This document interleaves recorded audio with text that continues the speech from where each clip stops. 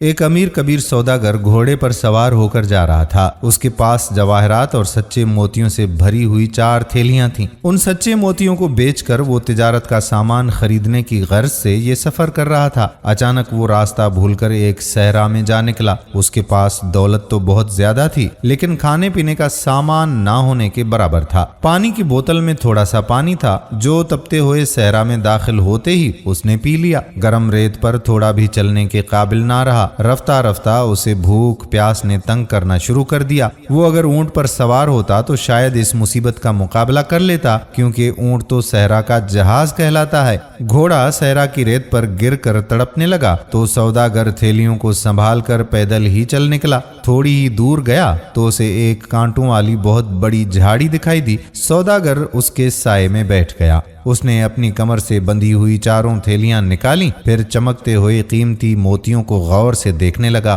وہ موتی جن کی چمک سے وہ خوش ہوا کرتا تھا، اسے پتھروں سے بھی کم قیمت لگ رہے تھے۔ اس کی صرف ایک ہی خواہش تھی کہ کاش وہ جواہر کے دانے جوار یا گندم کے دانوں میں تبدیل ہو جاتے، کم از کم اس کی بھوک تو مٹ جاتی۔ رفتہ رفتہ سورج ڈھلنے لگا تو صحرا کی گرم ریت ٹھنڈی ہو گئی۔ اس نے جھاڑی کی جڑوں کو کھودا تو گیلی ریت دیکھ کر بہت خوش ہوا۔ گیلی جڑوں کو چوس کر اس نے اپنی پیاس بجھانے کی کوشش کی۔ اب بھوک نے اس کا برا حال کر دیا۔ رات ختم ہوئی تو اس نے سورج سر پر آنے سے پہلے صحرا سے نکل جانے کا ارادہ کیا، لیکن وہ صحرا اتنا بڑا تھا کہ سوداگر چلتے چلتے تھک کر چور ہو گیا، مگر صحرا تھا کہ ختم ہونے کا نام ہی نہیں لے رہا تھا۔ دھوپ میں تیزی آئی تو جواہرات کی قیمتی تھیلیاں اسے بڑی بوجھل محسوس ہونے لگیں۔ اس نے 4 تھیلیوں کو غور سے دیکھا، پھر سب سے بڑی تھیلی ناکارہ بوجھ کی طرح ریت پر پھینک دی۔ اسے تھوڑا سا دکھ ضرور ہوا، لیکن موتیوں کو وہ چونکہ کھا نہیں سکتا تھا، لہٰذا اس وقت وہ کسی کام کے نہیں تھے۔ تھوڑی دور جا کر اس نے دوسری تھیلی سے بھی نجات حاصل کر لی۔ اس طرح سے اس نے 4 تھیلیوں کو صحرا میں پھینک کر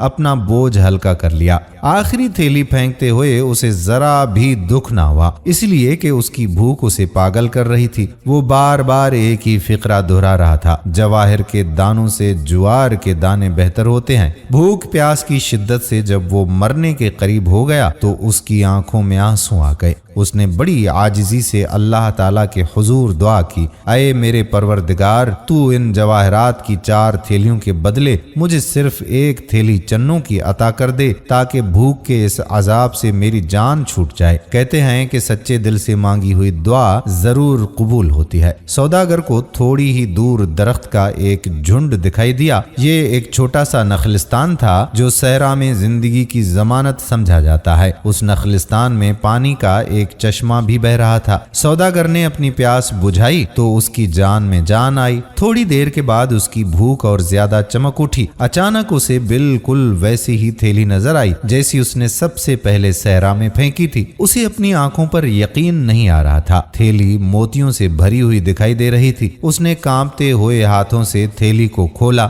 ایک بار پھر اس نے عاجزی سے خدا سے دعا کی کہ یا اللہ، اس تھیلی میں اگر سچے موتی ہیں تو ان کو بھنے ہوئے چنوں میں بدل دے۔ اس کی خوشی کا کوئی ٹھکانہ نہ رہا جب اس نے دیکھا کہ تھیلی بھنے ہوئے چنوں اور جوار کے دانوں سے بھری ہوئی تھی۔ اس نے اللہ کی اس نعمت پر لاکھ لاکھ شکر ادا کیا۔ وہ سوداگر اپنی جان بچا کر صحرا سے واپس آیا تو بالکل بدلا ہوا انسان تھا۔ یہ واقعہ وہ اپنے دوستوں کو سناتا اور کہتا کہ امیر سے امیر اور غریب سے غریب انسان میں صرف 2 وقت کی روٹی کا فرق ہوتا ہے، لہٰذا دولت کی ہوس میں انسان کو کوئی غلط کام نہیں کرنا چاہیے، کیونکہ ایک ایسا وقت بھی آتا ہے کہ یہ دولت کام ہی نہیں آتی۔ اللہ تعالیٰ ہمیں سیدھے راستے پر چلنے کی توفیق عطا فرمائے، آمین۔ دوستو، ویڈیو پسند آئی ہو تو شیئر ضرور کیجیے گا۔ آنے والی ویڈیو تک اپنے میزبان قادر بخش کلہوڑوں کو اجازت دیجیے۔ اللہ حافظ۔